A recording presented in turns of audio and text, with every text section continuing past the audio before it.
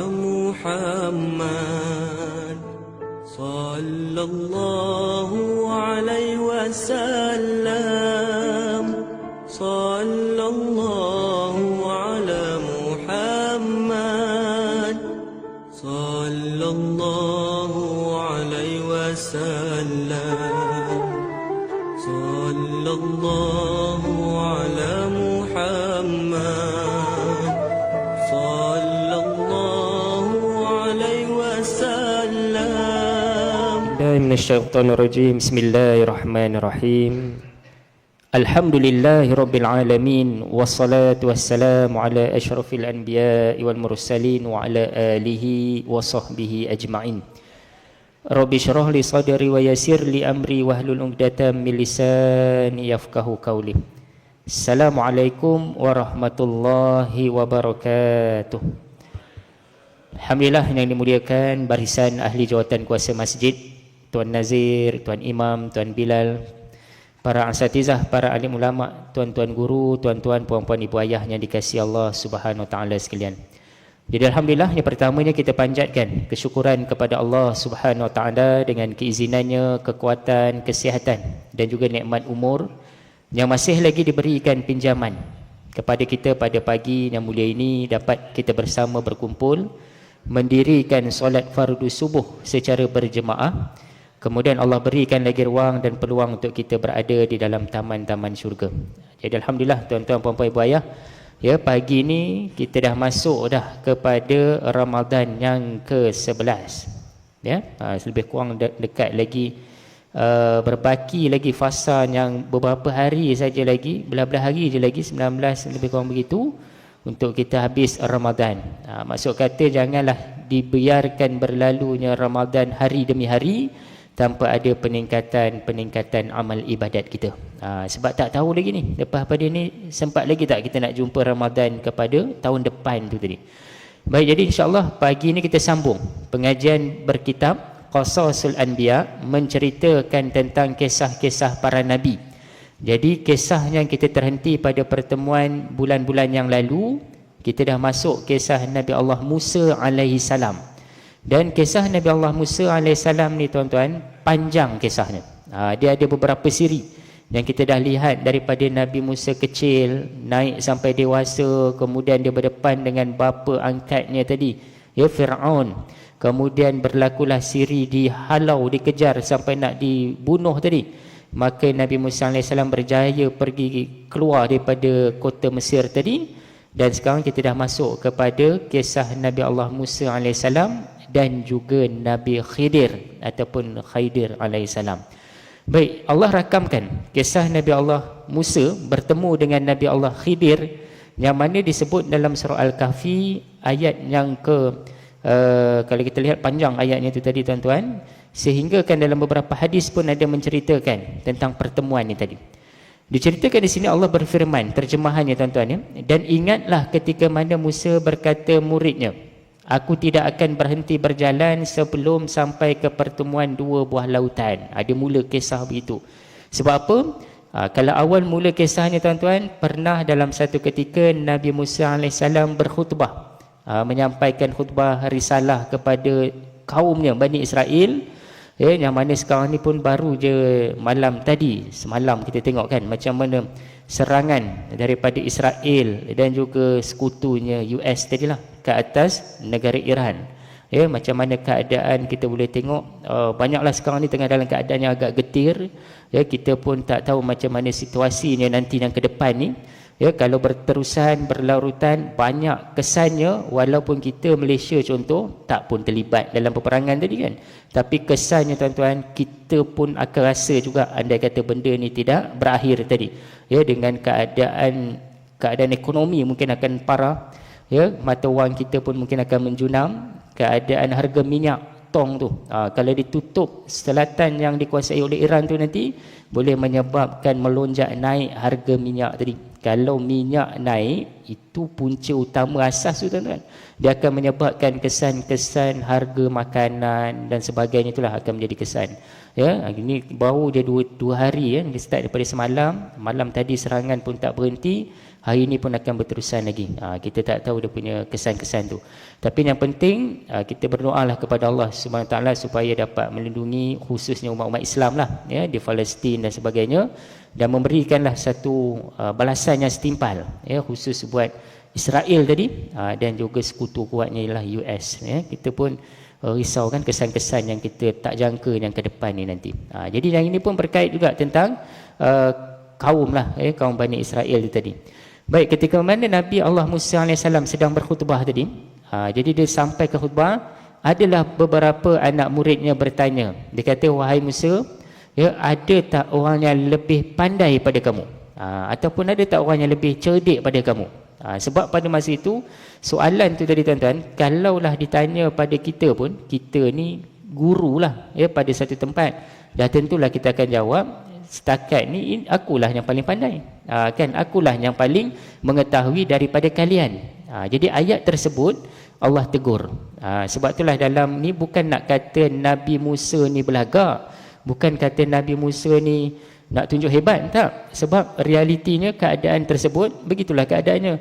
Dia bersama dengan kaum dia yang tak mengetahui, dan Nabi Musa tadi dah diberikan ilmu oleh Allah Subhanahu Wa Taala, tahulah ilmu-ilmu hukum hakam. Dah tentulah ketika itu Nabi Musa akan jawab, ya, kan, setakat ini akulah yang lebih berilmu, yang mengetahui daripada kalian.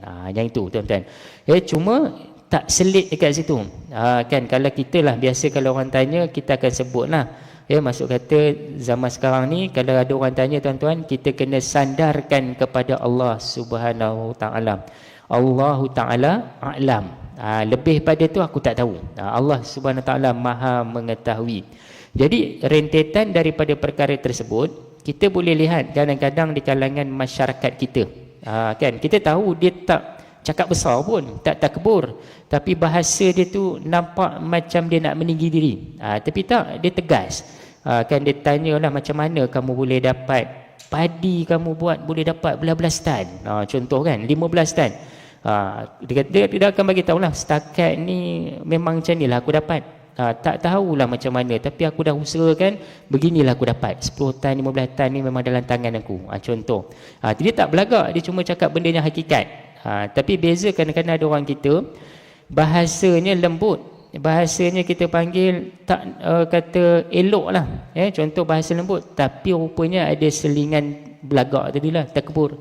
Kan, dia akan kata macam mana kamu boleh dapat ni, dia akan jawab lah, saya ni setakat ni biasa je, tapi kalau setakat belah-belah ni memang dalam tangan saya. Kan, dia dah mula hujung tu. Yang hujung tu menunjukkan kepada sifat takbur tadi. Tapi Nabi Musa AS dia menceritakan kepada perkara yang hakikat sebenarnya. Jadi Allah tegur di situ, maka dia kata apa? Wahai Musa, sebenarnya ada lagi orang di tempat kamu tu yang lebih, bukan kata lebih ilmunya, yang ada ilmu yang tak ada pada kamu. Yang ini, ya. Maka di sinilah Nabi Musa AS teringin betul lah, ya, untuk mengetahui apakah ilmu yang ada pada orang yang disebutkan oleh Allah Subhanahu Wa Taala. Dalam hadis Imam Al-Bukhari disebutkan, Al-Humaidi telah menceritakan kepada kami, yang mana dikata sesungguhnya bahawa Musa bersama dengan temannya Khidir, ya, telah pun diberikan satu ilmu berkaitan dengan satu ilmu hakikat. Nabi Musa AS dia ada ilmu syariat.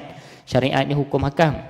Tapi Nabi Khidir AS Allah ilhamkan, berikan satu ilmu yang dipanggil sebagai ilmu hakikat. Ilmu hakikat ni tuan-tuan, dia tahu tentang hakikat di sebalik perkara-perkara tersebut berlaku. Contoh sekarang ni kan dalam Quran banyak menceritakan, kamu takkan mengetahui hakikat roh itu sendiri melainkan sedikit saja.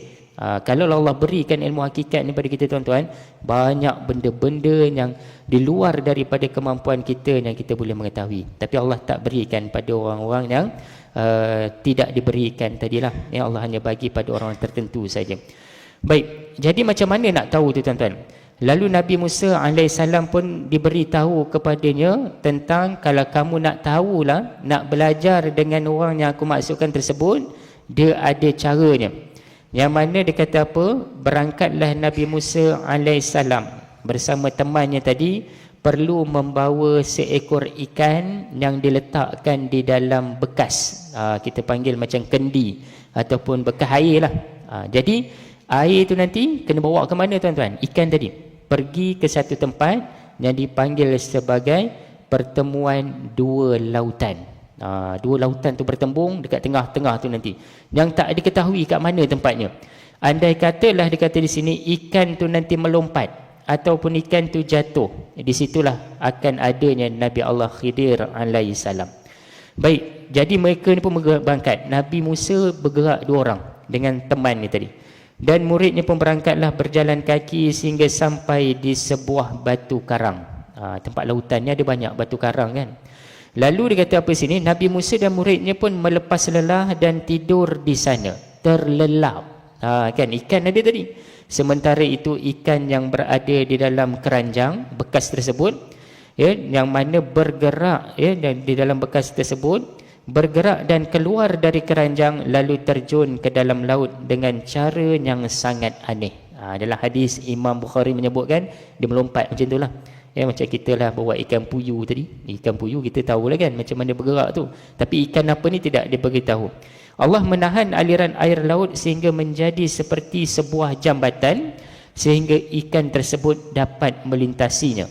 Mereka meneruskan perjalanan siang dan malam. Jadi anak murid ni nampak, tapi dia tengok begitu je. Padahal Nabi Musa dah pesan, nanti kalau ikan ni melompat, bagi tahu aku. Tak teringat langsung. Murid Nabi Musa AS pun lupa memberitahu bahawa ikan tersebut telah lepas. Jadi duk jalan lagi, teruskan perjalanan. Dan pada suatu pagi Nabi Musa pun berkata kepada muridnya, dah sampai timing perut lapar, bawa makanan kita makan. Jadi bawalah makanan kemari, sesungguhnya kita sudah merasa letih kerana perjalanan kita.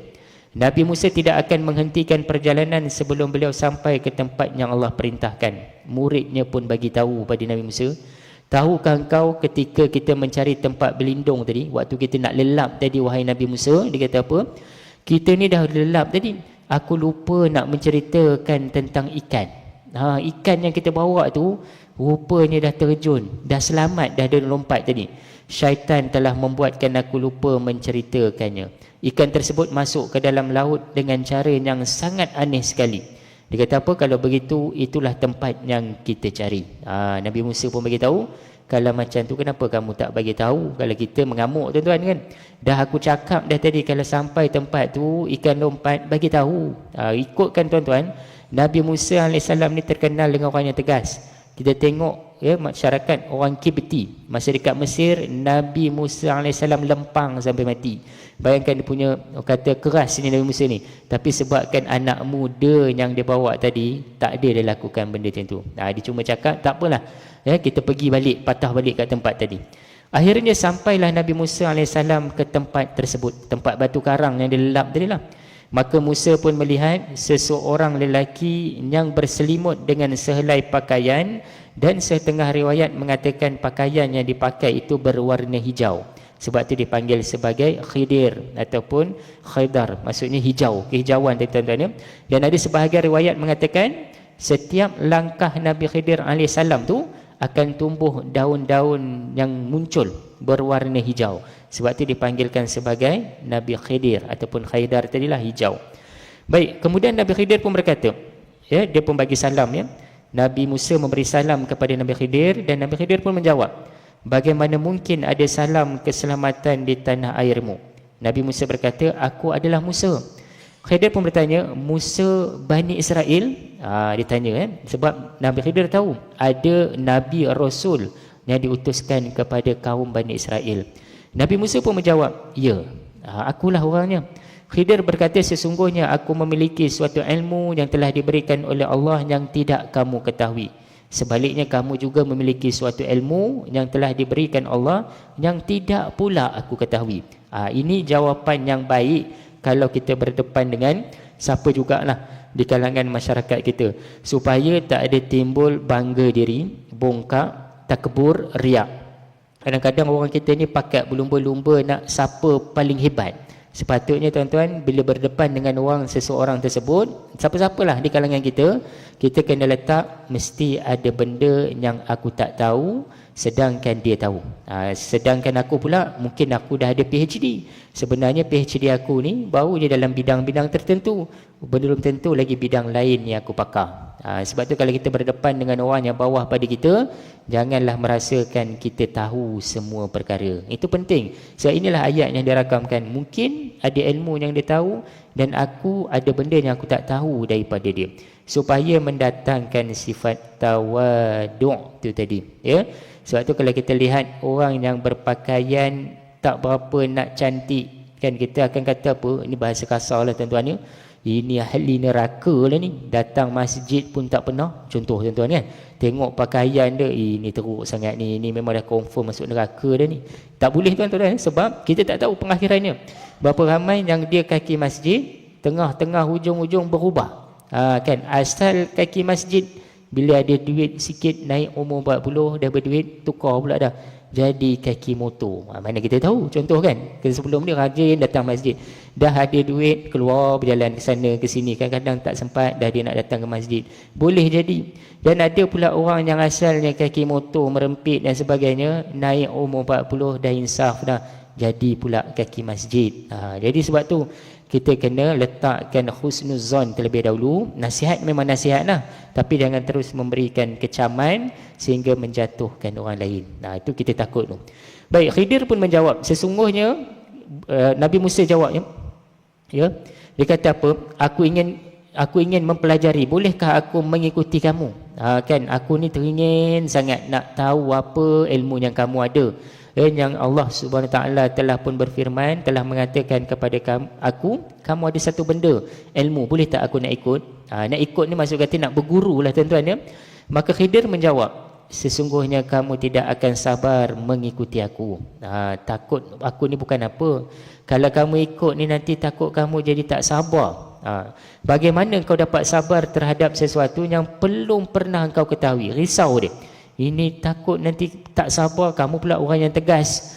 Musa pun berkata, insya-Allah kamu akan mendapati aku sebagai orang yang sabar dan aku tidak akan menentangmu dalam urusan apapun. Ini janji Nabi Musa ya. Aku akan ikut, aku akan sabar, aku takkan buat benda-benda yang kamu tak suka, aku akan follow je.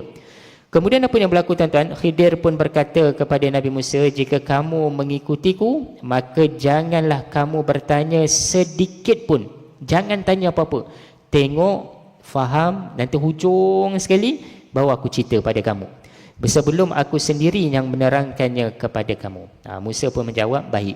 Jadi diorang pun berangkat. Tuan-tuan, mereka pun berangkat. Maka berangkatlah Khidir dan Musa dengan berjalan di tepi pantai.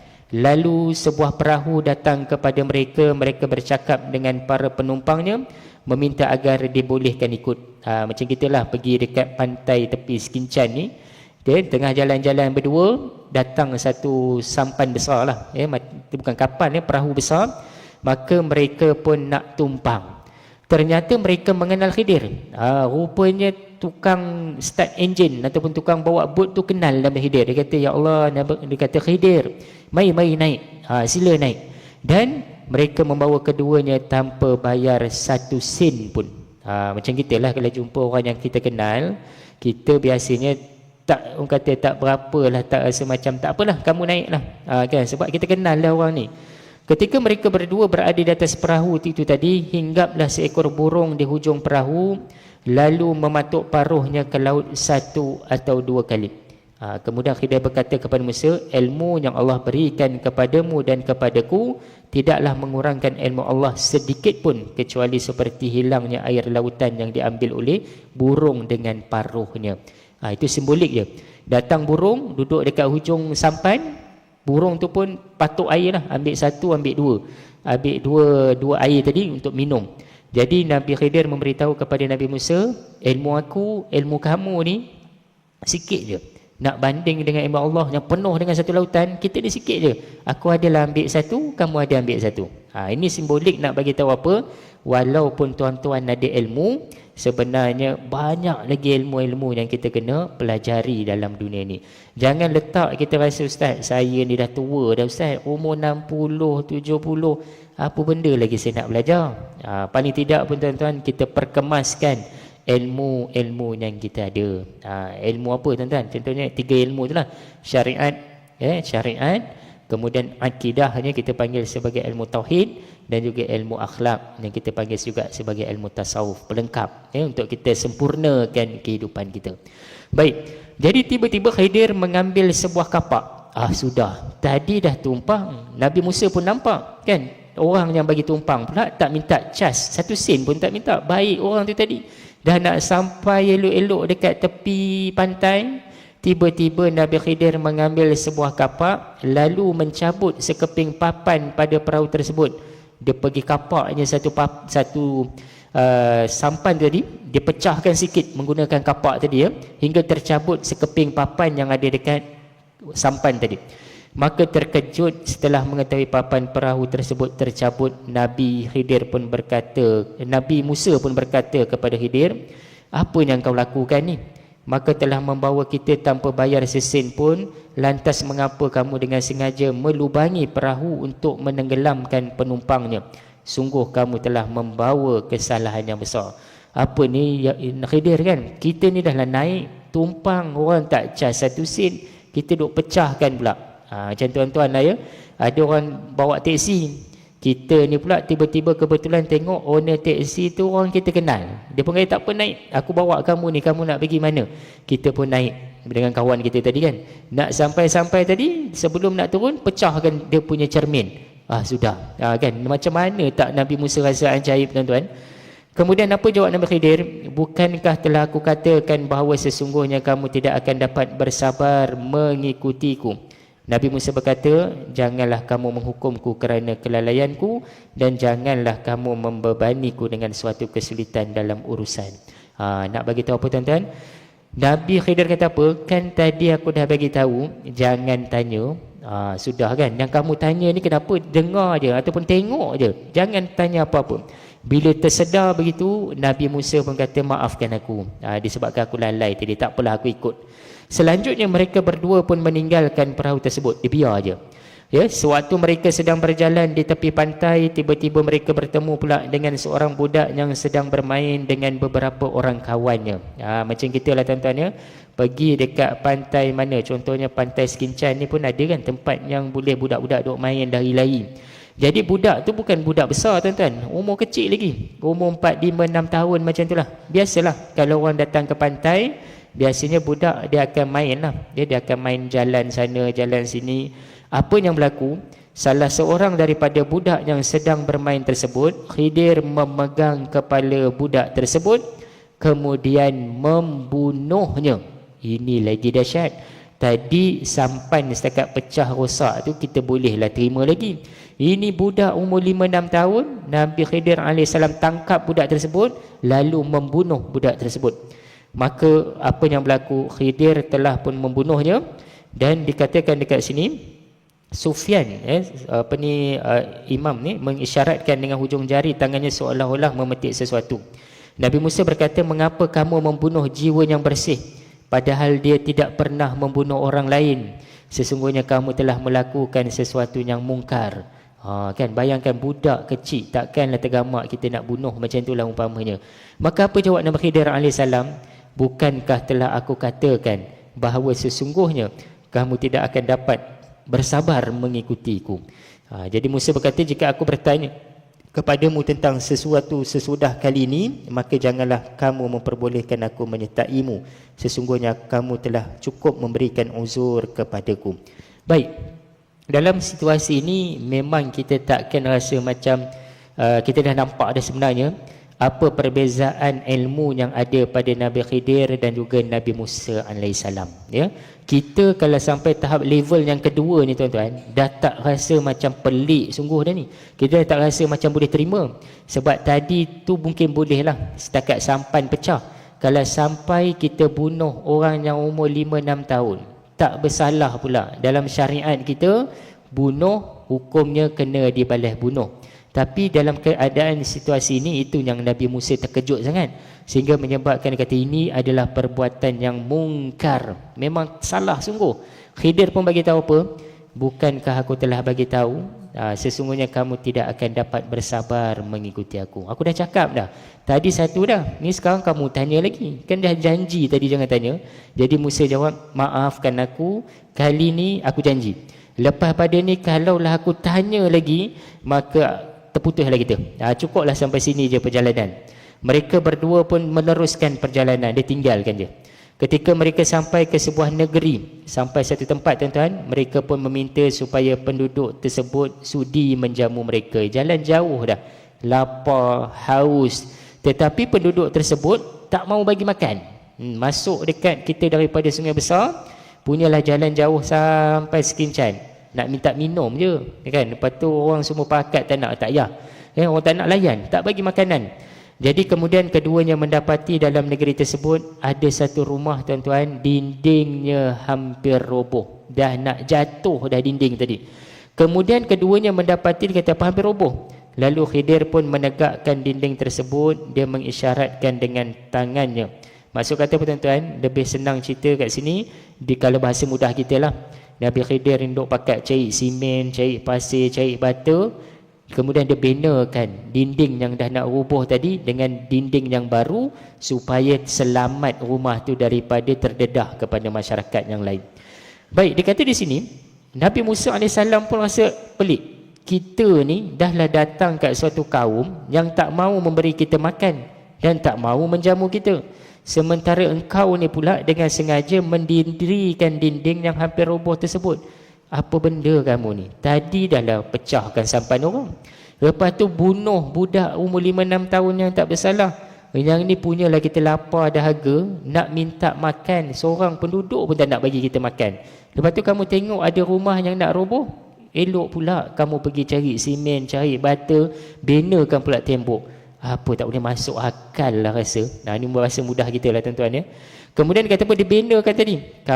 Lepas pada tu, kamu ikutkan dekat sini, Nabi Musa kata apa? Ikutkan, kita boleh dah ambil upah daripada pekerjaan yang kita lakukan. Ikutkan, minta makanan pun boleh. Kita dah benakan tu tadi.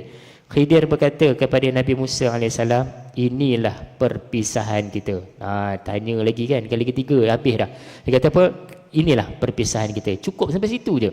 Ya, dan aku akan memberitahuku kepadamu makna perbuatan-perbuatanku yang membuatmu tidak sabar. Sekarang aku akan bagi tahu apa alasan, apa hujah yang menyebabkan kamu tak sabar sangat tadi yang 3 perkara. Dan ada pendapat mengatakan kalaulah Nabi Musa ni bersabar, tentu banyak lagi cerita-cerita yang ke depan ni Nabi Musa akan dapat. Tapi cukup 3 tadi. Itu yang kita dapat 3 cerita ni. Jadi Rasulullah SAW bersabda, sebenarnya hadis Nabi tuan-tuan ya, aku berharap agar Musa dapat bersabar sehingga Allah menceritakan kepada kita dapat mendengar kisah mereka lebih panjang lagi. Nabi kita pun sampai satu tahap dia kata apa? Kalaulah Nabi Musa ni boleh sabar, mesti banyak lagi kisah-kisah yang ke depan kita akan tahu.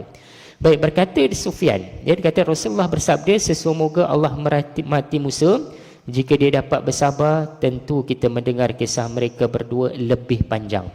Baik, Ibnu Abbas membacakan ayat tersebut yang mengatakan kenapa dia memecahkan. Dia kata di sini ya, yang mana dikata apa di sini, dia berkata ada seekor burung yang hinggap di perahu lalu mencelupkan paruhnya di laut. Lalu Khidir berkata kepada Musa, ilmuku, ilmumu dan ilmu seluruh makhluk, ya, bila dibandingkan dengan ilmu Allah tidak lain ibarat air dan juga paruh burung tersebut.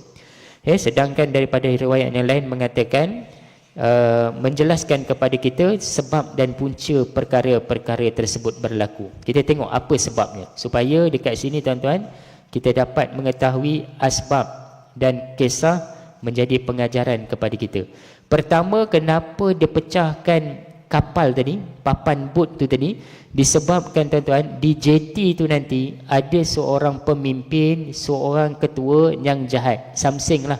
Dia pantang tengok sampan orang yang dalam keadaan baik. Kalau ada sampan yang baik, dia akan rampas, dia akan ambil tanpa usaha peksa. Jadi Nabi Khidir AS memecahkan sampan tersebut supaya dengan harapan bila sampai kat jeti, orang jahat tu nanti datang, tengok kapal ni dah rosak, dah cacat. Jadi selamatlah kapal owner tu tadi, sampan tadilah ya. Sebab itulah Nabi Khidir memecahkan menggunakan kapaknya supaya nampak cacat sikit sampan tersebut. Walhal Nabi Musa pun tak tahu dekat kawasan tersebut akan ada orang jahat akan datang. Tapi Allah berikan satu ilmu pada Nabi Khidir, dia boleh mengetahui sesuatu benda tu yang akan berlaku. Itu dinamakan hakikat tadi. Baik, yang keduanya, kenapakah Nabi Allah Khidir AS membunuh budak yang kecil tak berdosa umur 5-6 tahun tu tadi? Ya. Jadi jawapannya apa tuan-tuan? Disebabkan bila mana budak ni besar nanti, dia akan menjadi anak yang zalim, memberikan satu benda yang tak baik pada kedua ibu ayah dia, menyusahkan. Mereka kata itulah kecil-kecil dulu tak nak mati, dah besar menyusahkan orang. Itu contoh bahasa mudah kita kan. Jadi nak kita apa? Sebab apa? Sebab kita tak tahu.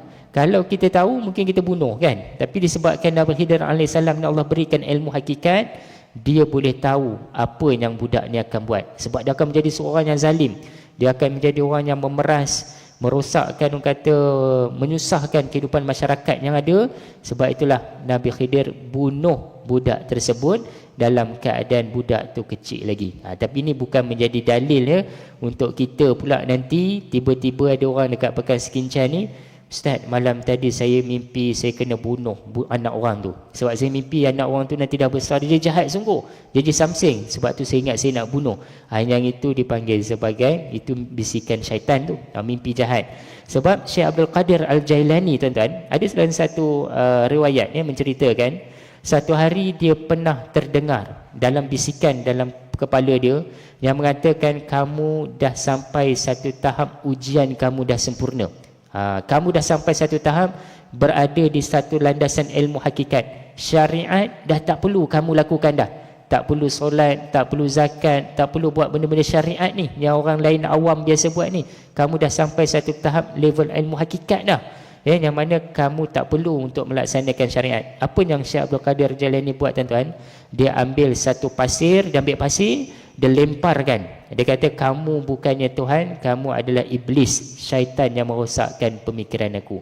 Sebab tu kalau tuan-tuan dengar, orang yang belajar, kononnya lah dia belajar ilmu-ilmu hakikat laduni ni, dia kata kami ni bukan orang syariat, kami dah sampai ilmu hakikat. Sebab tu kami solat pun pakai niat. Orang yang duduk solat, kata sujud, rukuk tu semua orang syariat.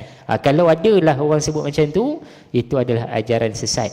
Sekarang tak ada orang macam tu. Hatta Nabi sendiri pun punyalah sampai lempam bengkak kakinya dalam mendirikan solat-solat fardu dan juga solat sunat. Kalau Nabi pun bersusah payah, takkanlah ada orang di kalangan kita ni dah sampai level lebih pada Nabi. Itu contoh ya. Jadi dia kata apa? Itu ilmu yang Allah bagi. Itu yang kedua. Dan yang ketiganya, kenapa pula dia robohkan? Kenapa dirobohkan? Yang roboh tadi dibinakan balik tembok. Kan ikutkan biar je lah, dah lah orang kampung tu tak bagi makan, tak bagi minum, kita pula sibuk-sibuk cari simen, cari pasir, cari bata, betul kan? Dia kata apa? Nabi Khidir jawab, sesungguhnya dalam rumah tersebut ada mak ayahnya yang soleh yang telah pun meninggal dunia, yang tinggal anaknya. Jadi dekat di sebalik bawah tembok tersebut adanya tersimpan harta warisan mereka. Aku risau kalaulah tembok ni dibiarkan sampai hancur, sampai terrebah, orang-orang lain akan mengambil segala harta tersebut hingga menyebabkan anak-anak tersebut terabai kehidupan mereka di masa depan. Jadi Nabi Allah Khidir AS ni, dia boleh tahu perkara-perkara yang ke depan untuk menyelamatkan harta tersebut. Dalil ini juga menunjukkan kepada kita tuan-tuan, bahawa daripada dalil yang Nabi Khidir bina tembok tadi, orang yang soleh, kan tuan-tuan ya, kalau tuan-tuan menjadi orang yang soleh, lelaki dan perempuan lah, insya-Allah Allah akan jamin anak keturunan zuriat kita di bawah jaminan Allah Subhanahu Wa Taala.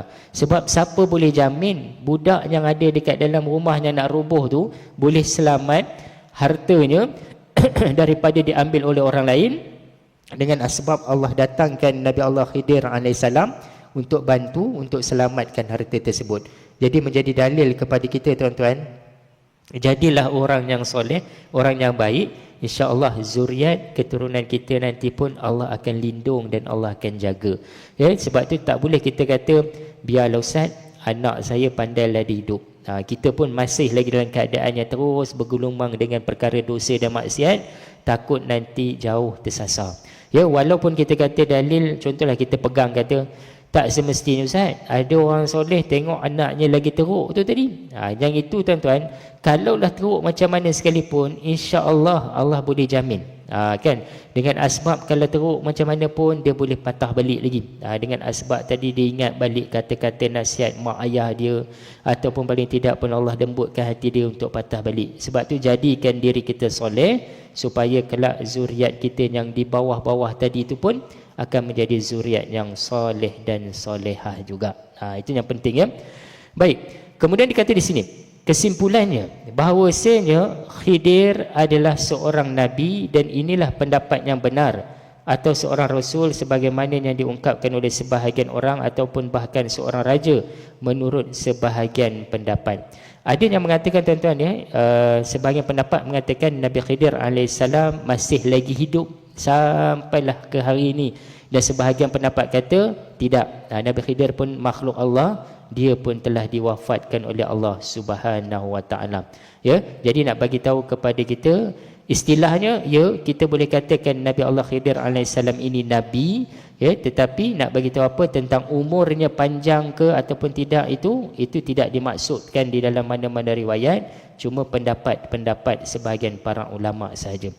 Bagaimanapun keadaannya, Jibril adalah pimpinan para malaikat, sedangkan Musa adalah lebih mulia daripada Khidir. Sekiranya Khidir hidup hingga masa Rasulullah, nescaya dia akan beriman dan membantu beliau. Ini dalil lah kalau ada orang kata Nabi Khidir masih hidup. Lalu bagaimana sekiranya Khidir adalah seorang wali, sebagaimana yang diungkapkan oleh sekelompok orang? Yang lebih benar adalah mengkategorikan Khidir sebagai salah seorang utusan Allah. Tidak ada dalam hadis hasan ataupun dhaif yang dapat dijadikan sandaran bahawa Khidir pernah datang menemui Rasulullah sallallahu alaihi wasallam. Jadi kita tak bolehlah kata Khidir ni pernah hidup zaman Nabi dan sebagainya. Yang penting tuan-tuan, kisah ini memang ada diceritakan. Yang tentang tiga perkara tadilah.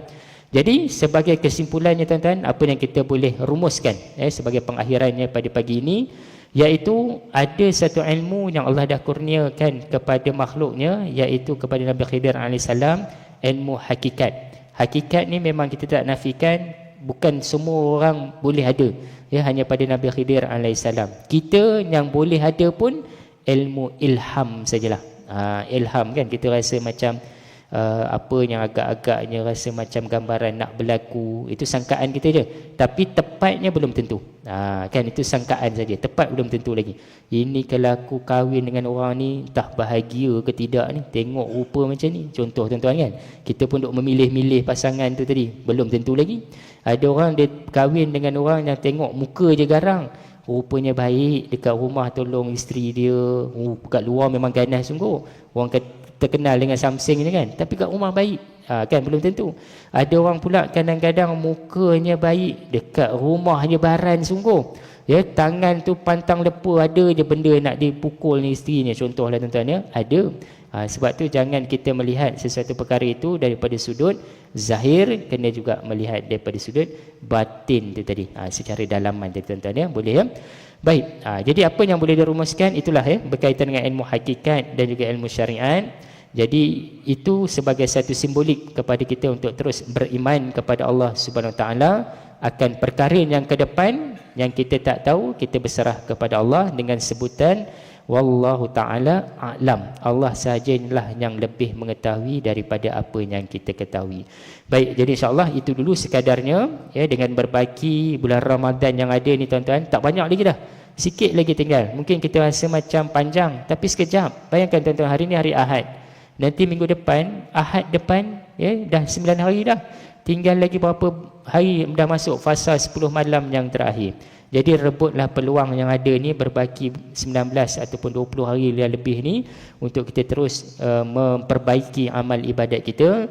Sebab Ramadan ni hanya sekali je setahun dia turun. Banyak pengampunan yang Allah bagi kepada kita di bulan Ramadan.